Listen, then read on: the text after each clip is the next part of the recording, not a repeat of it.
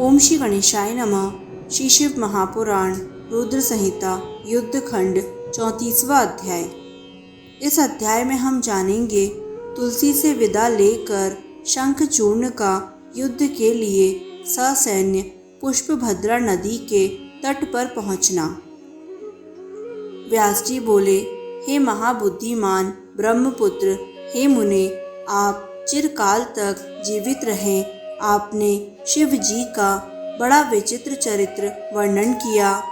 अब आप विस्तार पूर्वक बताइए कि शिव जी के दूत के चले जाने पर प्रतापी शंखचूर्ण ने क्या किया। सनत कुमार बोले, शिवदूत के चले जाने पर प्रतापी शंखचूर्ण ने भीतर जाकर तुलसी से उस बात को कहा। शंखचूर्ण बोला, हे देवी, शिवदूत के मुख से युद्ध का संदेश प्राप्त होने के कारण मैं युद्ध के लिए तैयार होकर जा रहा हूँ। अब तुम मेरे शासन का कार्य संभालना। इस प्रकार यह कहकर उस ज्ञानी शंखचूर्ण ने नाना प्रकार के वाक्यों से अपनी प्रियतमा को समझाया और शंकर का अनादर कर हर्षपूर्वक उसके साथ क्रीड़ा की। अनेक प्रकार की काम कलाओं तथा मधुर वचनों से परस्पर संलाप करते हुए वे पति पत्नी सुख सागर में निमग्न हो रात में क्रीड़ा करते रहे। ब्रह्म मुहूर्त में उठकर प्रातःकालीन कृत्य करके नित्य कर्म संपन्न कर उसने बहुत दान दिया।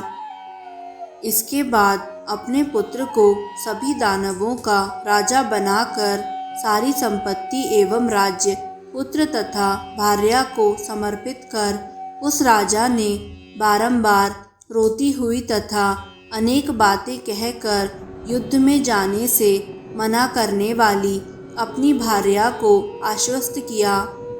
उसके बाद उसने अपने वीर सेनापति को आदरपूर्वक बुलाकर उसे आज्ञा दी और स्वयं सन्नद्ध होकर संग्राम करने के लिए उद्यत हुआ। शंखचूर्ण बोला, हे सेनापते, युद्ध करने में कुशल सभी वीर सभी प्रकार से सुसज्जित होकर युद्ध के लिए चले। बलशाली कंकों की सेना, जिसमें 86 महाबलवान दैत्य एवं दानव हैं, आयुधों से युक्त हो शीघ्र निर्भय होकर निकले। असुरों के 50 कुल, जिसमें करोड़ों महावीर हैं, वे भी देव पक्षपाती शंकर से युद्ध करने के लिए निकले। धूम्र नामक दैत्यों के 100 कुल शिव से युद्ध करने के लिए मेरी आज्ञा से शीघ्र निकले।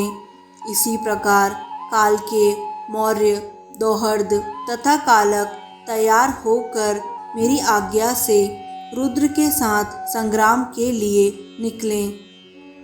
सनत कुमार बोले, हे व्यास, महाबली असुरराज दानवेंद्र शंखचूर्ण इस प्रकार आज्ञा देकर सहस्त्रों सेनाओं को लेकर चल पड़ा।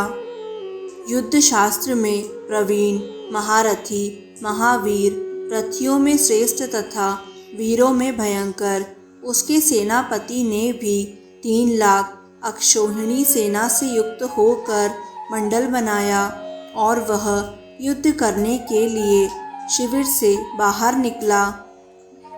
शंखचूर्ण भी उत्तम रत्नों से बने हुए विमान पर चढ़कर गुरुजनों को आगे कर संग्राम के लिए चला। पुष्पभद्रा नदी के किनारे सिद्ध क्षेत्र में सिद्धों का आश्रम एवं श्रेष्ठ अक्षय वट है। वह सिद्धिप्रद सिद्ध क्षेत्र है। पुण्य क्षेत्र भारत में कपिल की तपोभूमि है।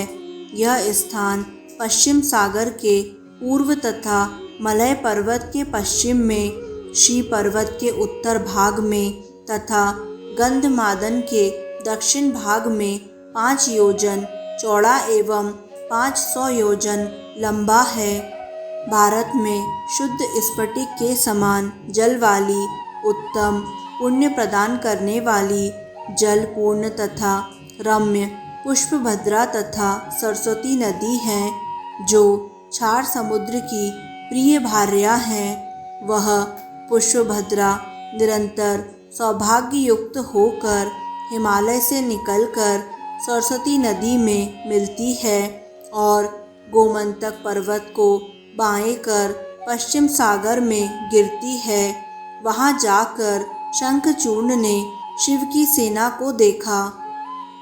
इस प्रकार श्री शिव महापुराण के अंतर्गत द्वितीय रुद्र संहिता के पंचम युद्ध खंड में शंखचूर्ण यात्रा वर्णन नामक 34वां अध्याय पूर्ण हुआ।